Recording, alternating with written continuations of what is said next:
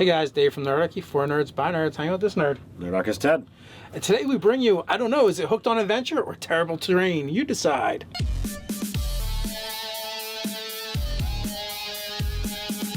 Hey, jump down in the description below where you can sign up for Nerdarchy the newsletter. It's a great way to get gaming tips, as well as learn how to game with Nerdarchy. So it's been a long time since we've done a terrible terrain. So we've got a really terrible one for you guys. And we're going to go with a region I don't know if we've touched on yet or not. Nerdarchy Ted here had brought up off camera when we were talking. I was like, have we done anything in the desert? Yes, desserts. Yummy, yummy. Oh, desert. Yes, desert. that kind. And at first I was thinking, well, you know, what are we going to do? The desert is kind of boring. It's open. It's sand. It's all the fun of the beach, except for the non-fun parts, like the sand, right? No ocean.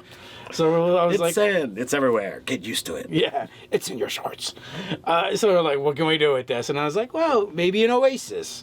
So we were kind of like hashing some things out. The ideas molded and twisted, and Dave came up with the idea of what about having either the oasis is like cursed land, or it's a monster, or both.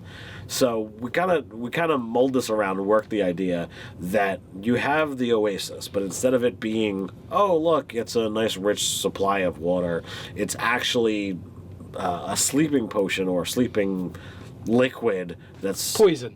I would use a poison because of the elves in your party. It's non-magical. Right. Yes. But that'll also be good for the halflings and dwarves because they're resistant to poison. Yes, they're resistant, but they're not immune. That's true. So they're not. They get advantage on saving throws versus poison.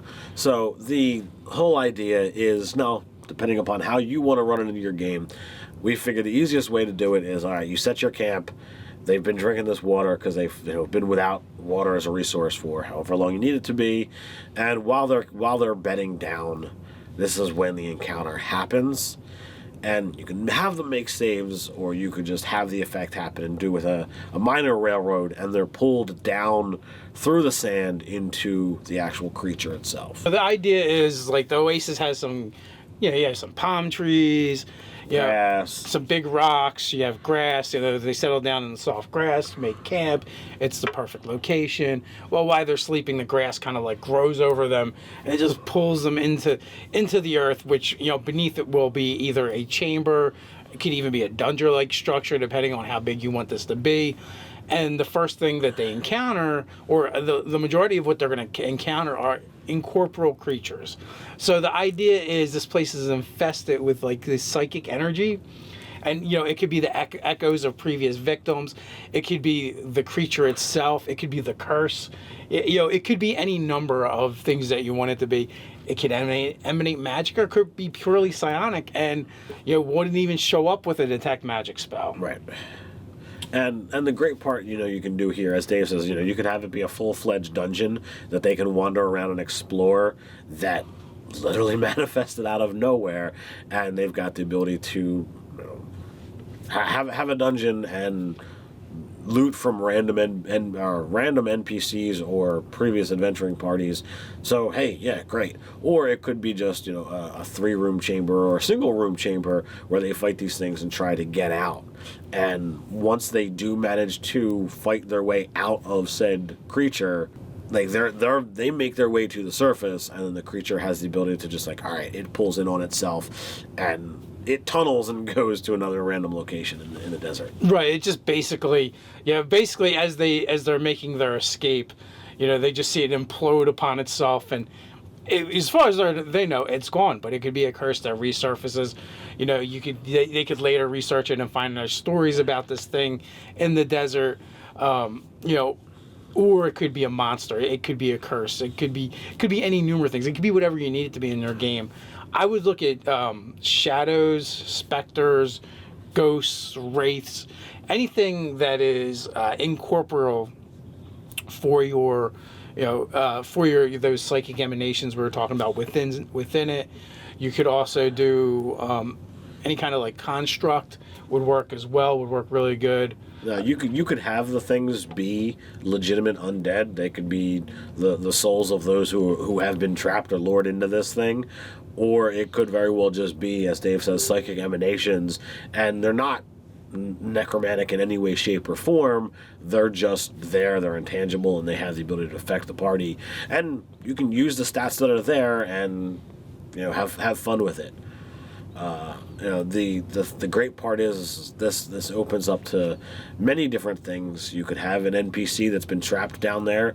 If this is indeed is a curse and there's this psychic emanations, well, perhaps time doesn't function down here the same way it does up on the surface world, and it's really a pocket dimension as well, and therefore you could have NPCs that have been lost to the ages.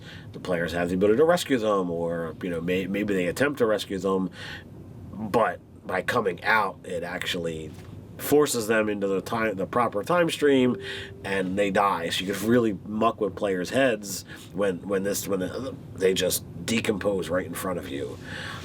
It's macabre, yes, but however you want to play it. But if you wanted more of a noir type ending, yeah, where you're like, oh, we're the heroes, we've done the thing, and oh my god, my players have just been scarred.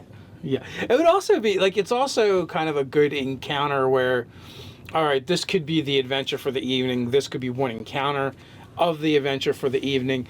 This could actually be the foreshadowing to a future adventure.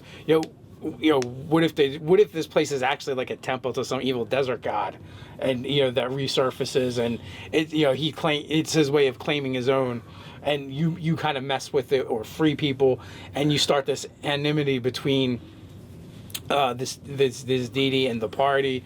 It could be the prison for a djinn. It would be another way to go, and basically everything that's kind of happening around it is it's more like a psychic or magic backlash from the djinn being imprisoned. It doesn't actually have any control over it. So you free the djinn, and does he give you 3 wishes, or does he give you your just desserts? You could play it however you wanted to. There's a bunch of different ways to go with it. But what I'm really interested in hearing is, how would you guys run it in your game? Let us know in the comments below. While you're at it, like, share, and subscribe. You can hang out with us over on Facebook. So until next time, stay nerdy.